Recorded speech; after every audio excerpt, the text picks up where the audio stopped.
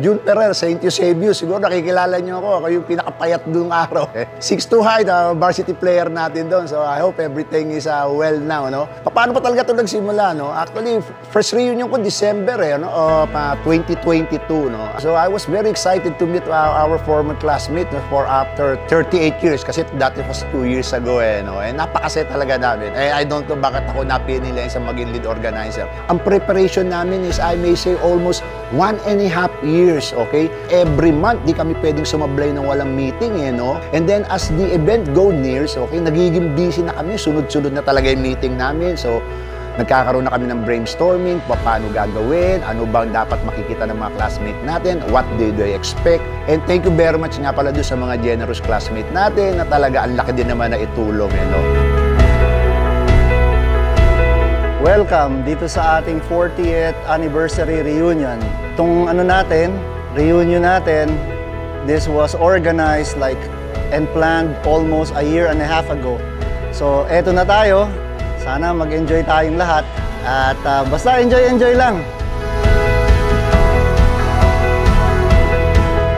Actually, ito, credit to all, not only to the officers and me, no? Kasi hindi naman talaga itong mangyayari pag wala tayong lahat.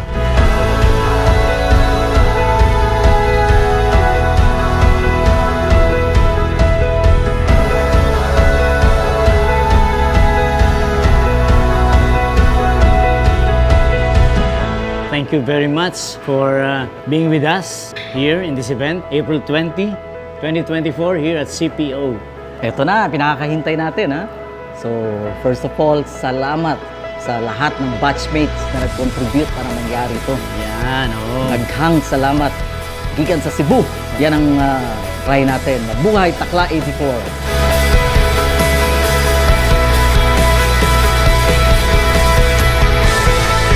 Good luck, good health, more power. This is our 40th anniversary reunion. I pray, mag-ampo ko, magdadasal ako, na meron pa tayong another 40. Yes, diba? So tama yun, another 40. Actually, guys, this is a 1-year preparation. Long preparation, no? Kenneth and I and the group, talagang pinag-isipan namin mabuti at pinaghandaan ito para sa inyong lahat.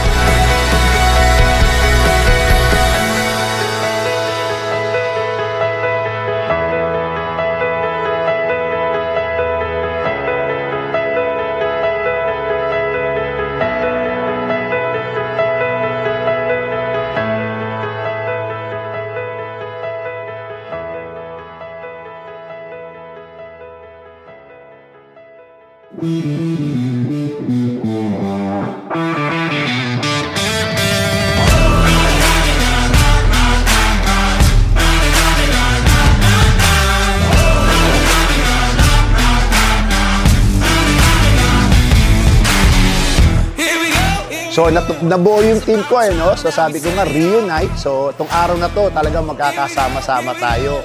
Return, di ba? Babalikan natin yung nakaraan. Lahat tayo dito, puro 4th year high school. Walang doktor, walang kernel, walang architect, walang engineer. Tatawagin natin ng isa't isa. Kung paano natin tinatawag? Ako nga, tinatawag yung bangkay, cool lang yun. Kasi mukha naman talaga akong bangkay ng 4th year high school. And then remember, babalikan natin yung mga happy days moment natin, mga classmates, pag-usapan natin dito. So, and lastly, the most important part is reconnect. Sana after this event, tuloy-tuloy ang connection natin to one another. Sabi ko nga, we will open our club today, but it will remain open.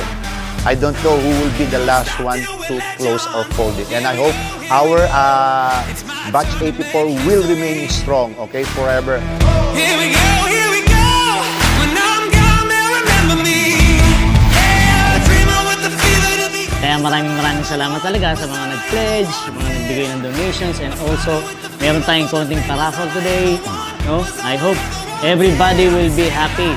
Lahat po ito ay talagang pinaghandaan namin sa inyo at binigyan na namin panahon upang maganap ang araw na ito sa ating reunion. And also nga pala, yung mga faculty na darating. Faculty, ha? No?